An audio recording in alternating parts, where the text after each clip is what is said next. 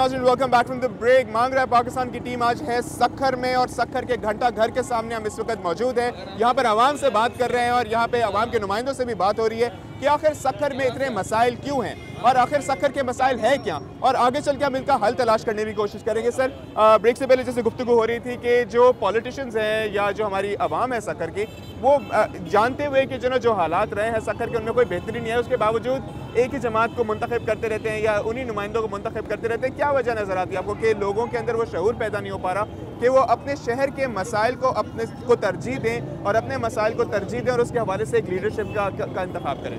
Basically बात यह है कि यहाँ पर जो वोट का टर्न आउट आता है वो सिर्फ 35% आता है। 65% लोग जो हैं वो वोट देने ही नहीं चाहते। उन्हें पता है कि ये पॉलिटिशियंस जो भी हैं वो हमारे मसाइल हल करना ही नहीं चाहते हैं।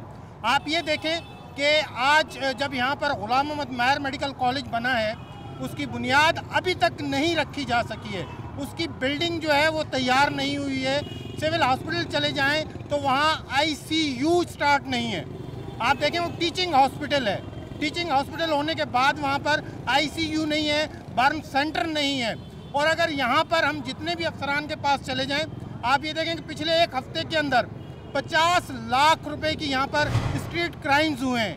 50 लाख रुपए की जी एक हफ्ते के अंदर जो है 50 लाख रुपए की सक्खर सिटी के अंदर लूट मार हुई है, लेकिन उस पर कोई जो है यहाँ पर पुलिस डिपार्टमेंट पर भी कोई असरअंदाज नहीं हुआ है। और आवाम जो है वो आवाम जो बोलती है, चीखती है, चिल्लाती है, मुख्तलिफ एहतजाज होते हैं, मुख्तलिफ शाहराहें बंद कर दी जाती हैं, लेकिन वह वो दौर ख़त्म हो गया है कि यहाँ पर कोई एहतजाजी जो कोई एक शख्स अगर कोई एहतजाज कर रहा है तो उसका कोई असर हो, लेकिन यहाँ पर कोई असर नहीं होता। आवाम अपने मसाइल लेकर किसके पास जाए, आया वो किसके पास जाएगी? वहाँ पर अगर वो अफसरान के पास जाती है तो अफसरान उनको कह देते हैं कि जी आगे हम बात करेंगे।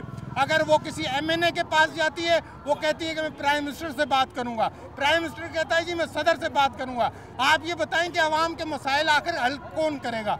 आया ये डोर है किसके पास? अब तक आवाम को ये समझ में नहीं आ रहा है। अच्छा सर, ये बताएं कि कमिश्नरी निज़ाम जो है उसने मसाइल हल करने की में कोई किरदार अदा किया है सक्खर के, या बल्दियाती निज़ाम था? क्योंकि कराची से अगर मवाजना किया जाए, कराची में बल्दियाती निज़ाम के बल्दियाती दौर के अंदर हमने देखा कि बहुत काम हुआ, मगर कमिश्नरी निज़ाम के खिलाफ जो काफ़ी शिकायत आती है। अब मैं ये जानना चाहता हूँ कि सक्खर के अंदर क्या अगर बल्दियाती निज़ाम अभी भी मौजूद होता उसी तरीके से, तो क्या यहाँ के हालात कुछ बेहतर होते? बेसिकली बात ये कि बल्दियाती निज़ाम जो है वो आवाम का निज़ाम था, और ये जो ब्यूरोक्रेट्स हैं वो किस तरह चाहते हैं कि उनका जो असर रसूख है वो ख़त्म हो। जब वो आवाम के हाथ में उसका असर रसूख आ गया तो वो परेशान हो गए थे। इस वजह से उन्होंने जो है बल्दियाती निज़ाम को ख़त्म किया। क्योंकि पहले क्या होता था कि एक काउंसलर जिसको उस मोहल्ले का शख्स अगर उसका कोई मसला है तो वो उसको घर में ही पकड़ लेता था कि भाई ये नाली साफ़ नहीं है, यहाँ पर साफ़ पानी नहीं आ रहा, ये चीज़ नहीं हो रही, तो वो उनके मसाइल उस वक्त हल हो जाते थे। लेकिन अब जब से कमिश्नरी निज़ाम बना है तो मैं समझता हूँ कि एक DC ऑफिस के हम चक्कर ही सिर्फ लगाते रहते हैं, कभी DC साहब मीटिंग में, कभी कोर्ट में, कभी कहाँ पर हैं, तो मसाइल तो हल नहीं होंगे। सही सर, आपके पास आऊँगा, आप इससे पूछना चाहूँगा, जैसे कि अभी तक निशानदेही की गई, यहाँ पे हर बुनियादी मसला हमें नजर आता है, मतलब लॉ एंड ऑर्डर सिचुएशनों के, जैसे कि उन्होंने कहा कि पिछले एक हफ्ते में 50 लाख के क्राइम्स हुए हैं, और साथ ही साथ ना अस्पतालों में सही सहूलियात मैसर हैं, ना यहाँ पे कोई हमें तालीमी इदारे नज़र आते हैं। यूनिवर्सिटी तो मेरे ख्याल से सक्खर में कोई है ही नहीं, और इसी के साथ साथ पानी की जो है वही कहते हैं पानी के प्रॉब्लम्स है, इवन तो दरियाए सिंध बिल्कुल कोने से गुजरता है।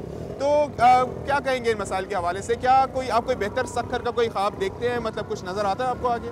बिस्मिल्लाहिर्रहमानिर्रहीम। मेरा ताल्लुक़ जुम्मन पाकिस्तान सक्खर ज़िले की जनरल सेक्रेटरी हूँ। आप CNBC पाकिस्तान भाई से मुबारकबाद है कि वो इससे पहले भी 2 भरपूर प्रोग्राम कर चुकी है।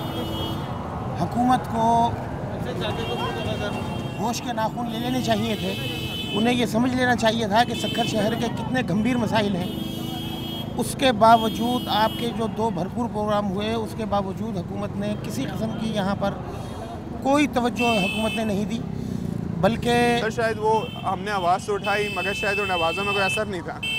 अब आपका जो बार बार उस प्रोग्रामों में भी यही था और अब भी यही है सवाल कि क्या होना चाहिए। इसका वाहिद हल ये है कि वो जो 65% आबादी इलेक्शन में हिस्सा नहीं लेती, वो उसे भरपूर तरीके से हिस्सा लेना चाहिए सही। और वो यहाँ पर दयानतदार और ऐसे ईमानदार जो कैंडिडेट खड़े हों उनको वो वोट दें। तो उम्मीद ये है कि इंशाअल्लाह ताला सक्खर की किस्मत बदल सकती है। सही, मतलब इलेक्शन वोट का साथ देना होगा। यार आप बताओ, आप वोट देते हो? जी जी, मैं वोट देता हूँ। आप शुरू से वोट दे रहे हो? जी जी, बरसों से खानदान वाले सारे वोट देते आ रहे हैं। सारे खानदान वाले वोट देते आ रहे हैं। बेसिक मसला ये है सक्खर का यहाँ के, जब भी हम नौकरी के लिए जहाँ भी जाते हैं MNA MP के पास, वहाँ पे जो लिस्टें बनाते हैं सारे जो नौकरी के लिए आप MNA MP के पास जाते हैं, इदारों में नहीं जाते? डॉक्यूमेंट्स में अभी तक पड़े हैं। अभी मैंने मास्टर की हुई है, कमीशन भी दी हुई है। वहाँ पे मैंने लेके गया, 6 लाख रुपए मांग रहे हैं सिर्फ इंटरव्यू के लिए, सिर्फ इंटरव्यू के लिए। कहाँ जाना चाह रहे हो मेरे दोस्त? सिंध पब्लिक सर्विस कमीशन में गया हुआ था हैदराबाद, अभी रिसेंटली 1 महीना पहले।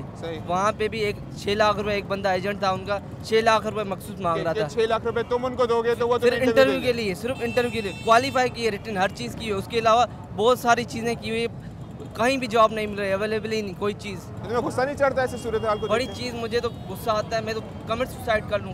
नहीं, सुसाइड जैसे मायूसी की जानिब जाने की ज़रूरत नहीं है और ऐसी बात करने की भी ज़रूरत नहीं है। मगर बहरहाल जो है कुछ बेहतर इकदाम उठाए जा सकते हैं, मतलब कि जो नौजवान नस्ल है वो अच्छे इकदाम उठा सकती है अपने शहर को, अपने हालात को बेहतर बनाने के लिए। और इसमें मेरे ख्याल से वोट, जैसे कि इन साहब ने जिक्र किया, उसका एक अहम किरदार है। तो जैसे कि आपने कहा कि आप वोट करते हो, अगली दफ़ा जब वोट करो तो ज़रा सोच समझ के वोट करो। एक वोट जो है कतरा कतरे से समंदर बनता है। आप लोगों में से बताएं, यहाँ पे आप सारे जहाँ पे जो लोग जी क्या कहना चाह रहे हैं? यावर खान की तरफ से सलाम।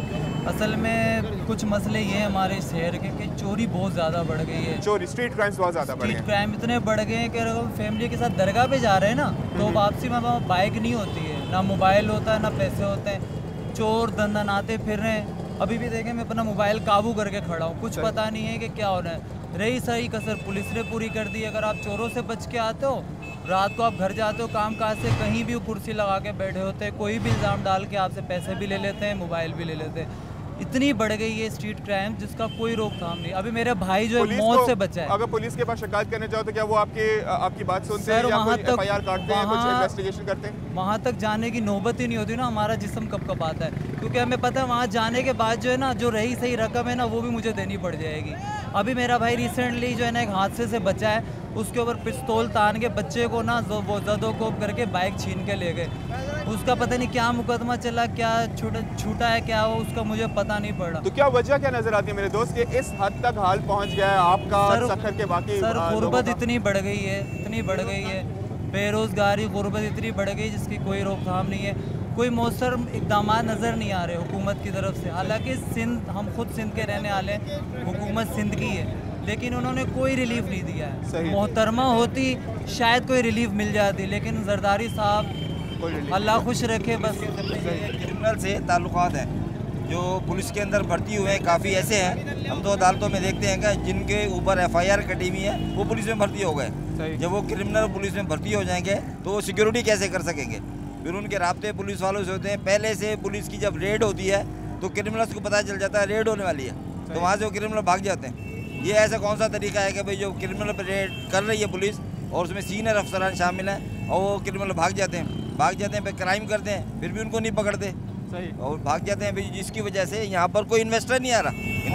माफ़ करना सर, और मसला ये सर ऐसा मालूम होता है जैसे ख़ास ग्रुप्स जो यहाँ पे आ गए हैं, ठीक है, सक्खर में हाँ एक लॉबी आ गई है। वो बाकायदा गांव गोठों से ऐसे बंदे बुलवा रहे हैं जिनकी ना शक्लो सूरत कभी हमने देखी है, ना पहचान में आते। जैसे हाई साहब खड़े हैं, इस अजीब से नए शक्लें आ जाती है और वो चोरी चकारी करके गुम हो जाते हैं। हमें पता पड़ता है क्या है, लेकिन पिस्तौल निकाली, यहाँ रखी, सामान लिया और चला।